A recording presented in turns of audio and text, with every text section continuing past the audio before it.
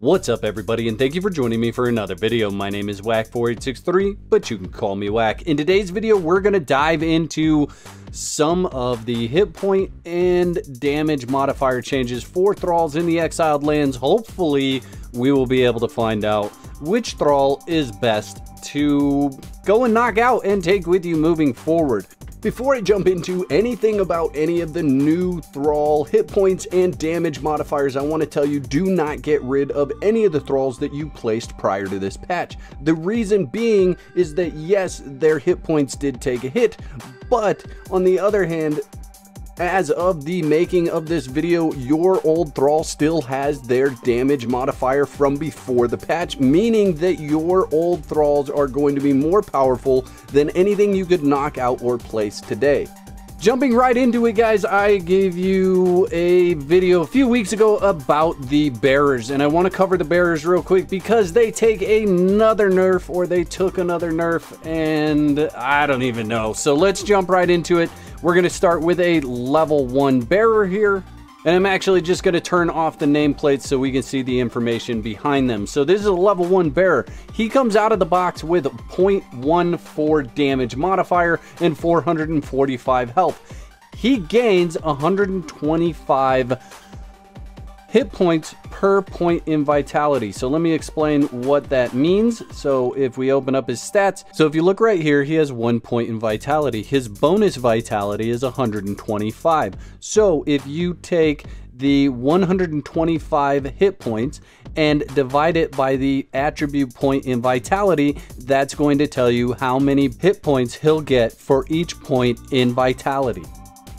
Moving on to bearer level 2. His damage modifier is 0.2475. He comes out of the box with 1266 health. He gains 243 points in vitality per attribute point.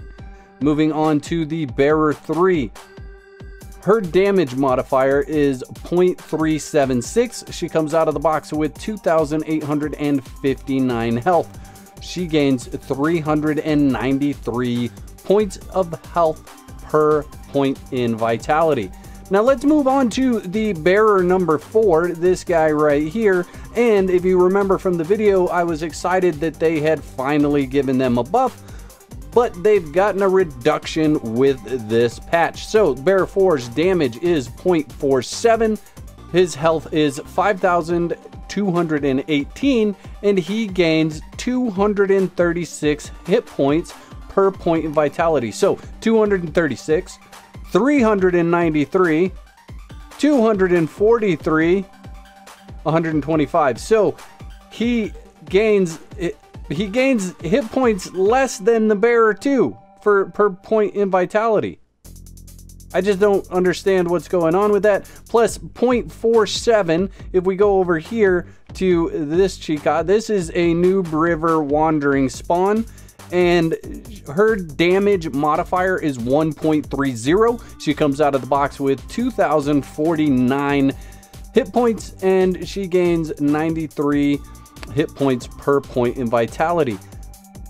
Honestly, this guy needs to be at least one damage modifier, like 1.0 damage modifier. This lady's 1.30. This guy's way harder to find. They need to look at bearers once again. If you're enjoying this content, please leave a like on this video and subscribe for future ones. Clicking the bell will notify you when I upload a new video. With archers, this is a Relic Hunter Treasure Seeker. Her melee damage modifier is 1.60 and her range modifier is 2.52. She comes out of the box with 4,329 hit points, and she gets 103 hit points per point in vitality. Now let me back up here real quick, guys, and let me tell you why I am telling you about the hit points that they gain per point in vitality. As we go across this row, you are going to see a very common thread amongst these thralls, and that common thread is going to be their damage modifier and their range modifier.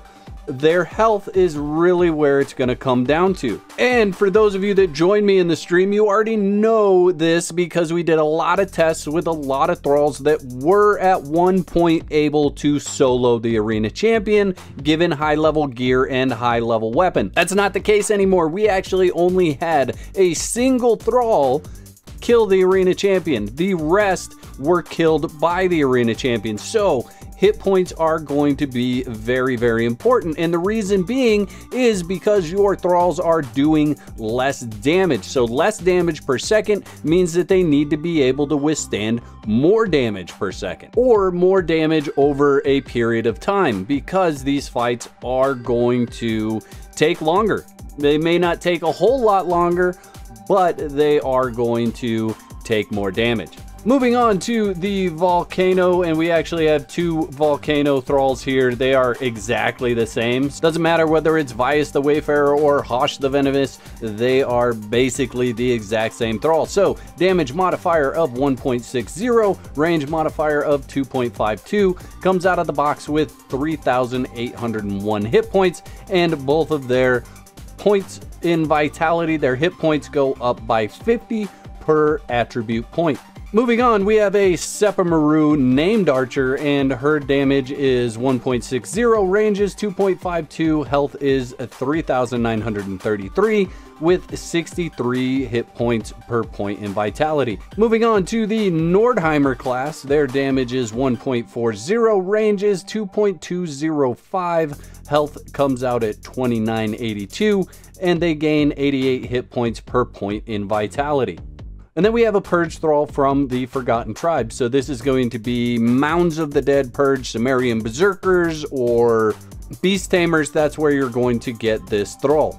So his damage is 1.60, his range is 2.52. He comes out with 4,437 hit points, and he gains 61.9, basically 70. I don't know why I put the point in that one and didn't in any of the rest of them.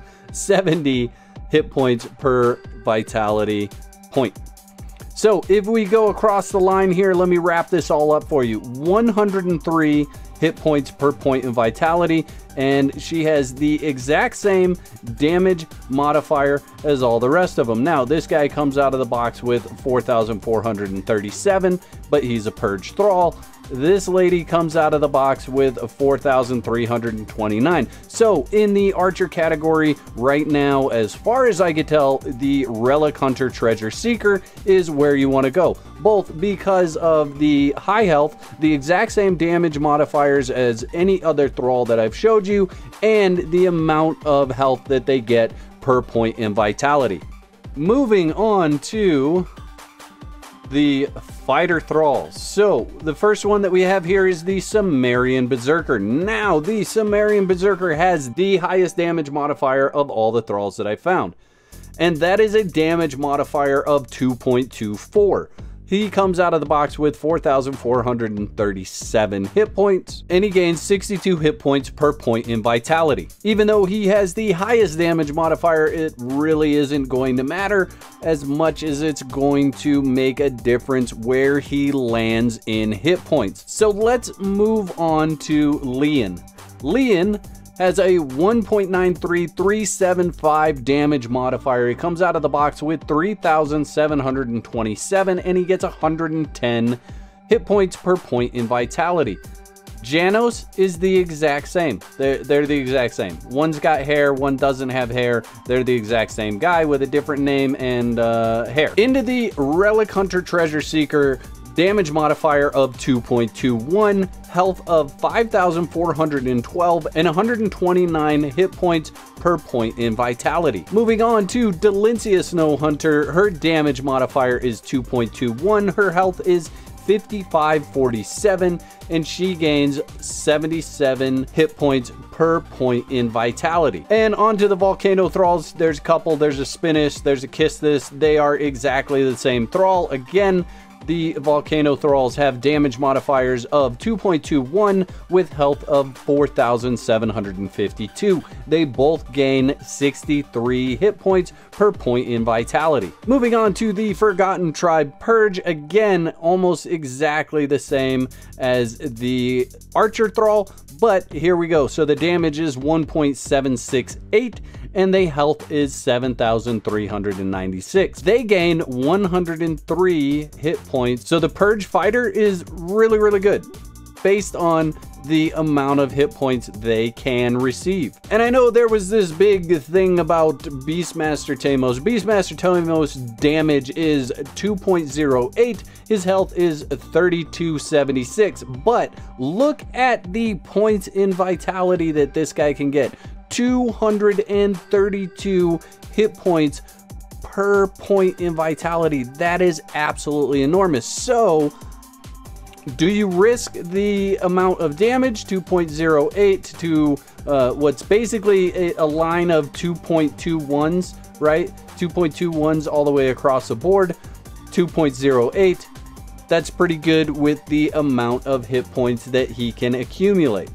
Also, you need to keep in mind that they all start out with different amounts of strength and different growth percentages. Now, I am not going to even touch on that in this video, and the reason why is because it really is all random. I've given you an idea of what's in the exiled lands, what I think you should be after as far as Thrall. So basically Tamos, he's got really high vitality options, really decent damage modifier when all things are considered. Delencia has the highest damage modifier, the highest amount of initial hit points right out of the box, and has a pretty decent amount of hit points per point in vitality. The Sumerian Berserker, highest damage in all of the damage modifiers. However, he lacks in the area of health and hit points per point in vitality. So I told you there was one Thrall that was able to defeat the Arena Champion during the live stream, during our testing,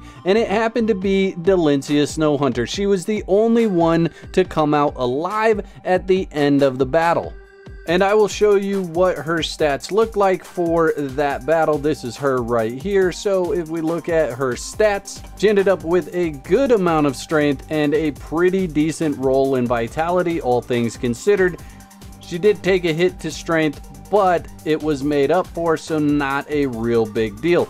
8,101 hit points, and of course we fed her whatever we needed to, gave her Ajah's Bane, and she was just narrowly able to defeat the Arena Champion.